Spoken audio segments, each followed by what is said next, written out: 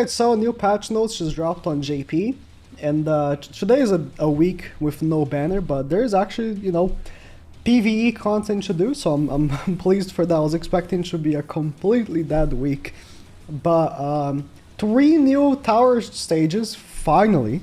We finally got new tower stages. Pretty excited for this. I've been caught up with tower on my free-to-play account, so I finally get to get some extra rewards from that. Hopefully they're gonna reset. If they could at least drop until like floor 30 and then reset at the end of the year, that'd be great. Didn't they reset at the end of last year when True Mali came out?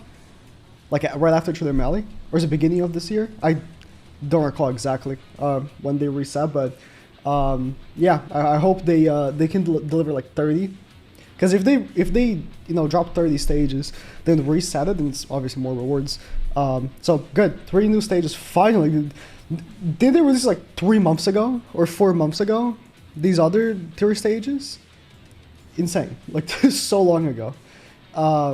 Final boss, Dariari and Monspeed are making a rerun. Weirdly enough, not dropping the legendary difficulty.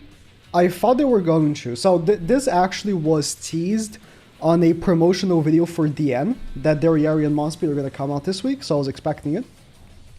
But I only saw that video like yesterday, so before yesterday I was expecting nothing. But I actually was maybe thinking they're going to drop the legendary stage, because that's what they've been doing with the old super bosses. But the legendary stage super bosses suck, because when they drop the legendary stages, you can't buy the old cosmetics. This way, I'm pretty sure, yeah, you can get the old cosmetics.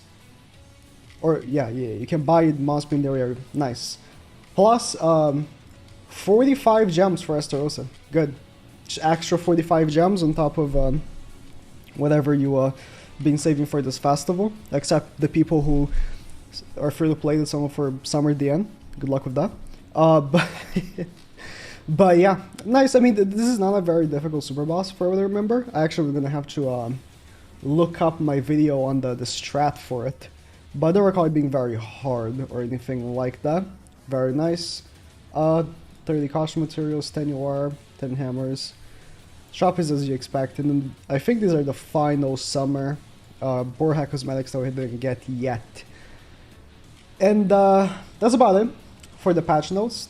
Like, literally that's about it. But at least it is like, I think for a lot of players, like 3 new tower stages might take some days to finish, because maybe you're going to take some days to figure out the the team you're going to need to use. And final boss is something that you end up doing every day to get points. So, I mean, not bad, not bad.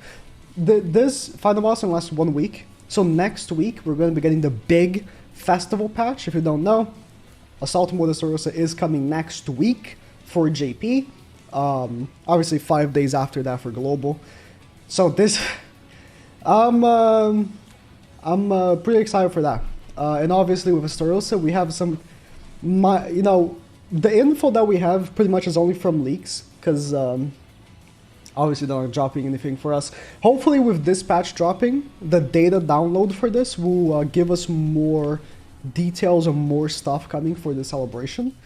But if this is next update, could be next update with the Estarossa base DN, new small DN, and Matrona Holy Relics could be dropping, which is cool, I guess. For most players, you're not going to be able to do this because you need to do dogs, and dogs are just bullshit. So it is what it is.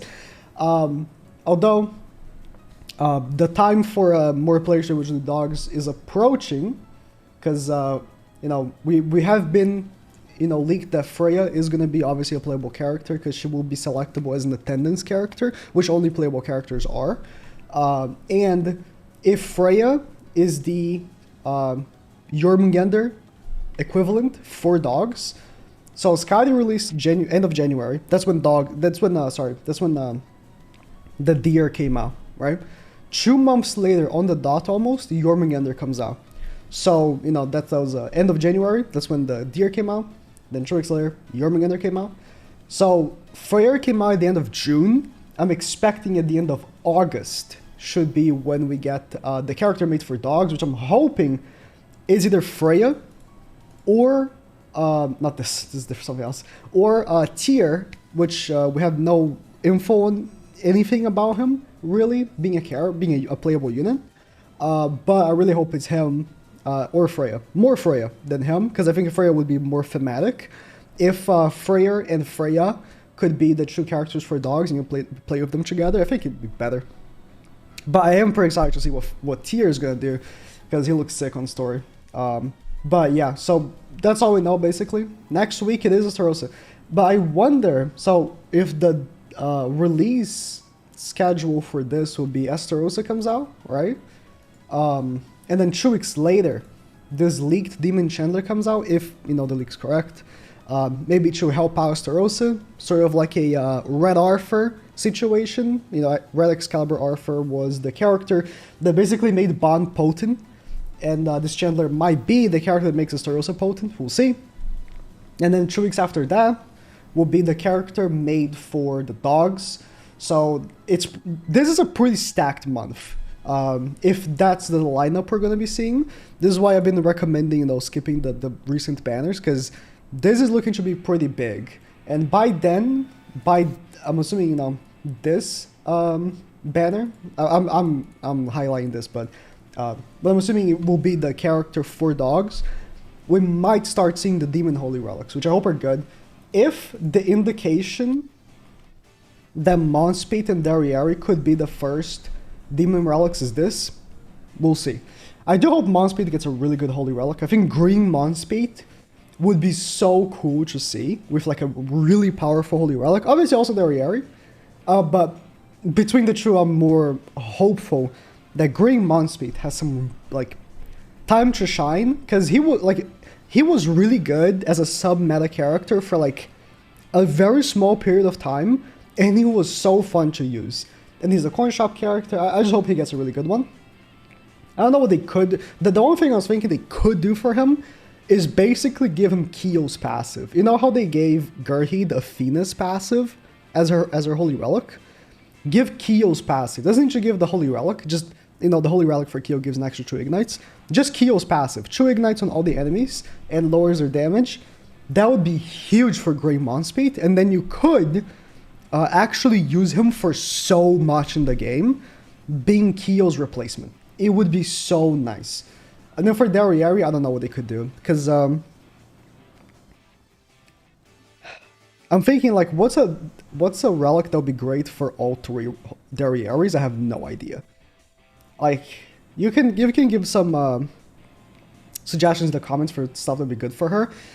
But holy relics are a big hit or miss, right? Either they're gonna be okay, pretty good, or very mediocre, and they're gonna hinder the character because now they can't get anything else that's gonna help them. So let's cross our fingers or hope honestly, my hope is that Monspeed gets a really good one. Out of the 10 Commandment characters, Monspeed and Zeldris are the 2 I'm looking for most.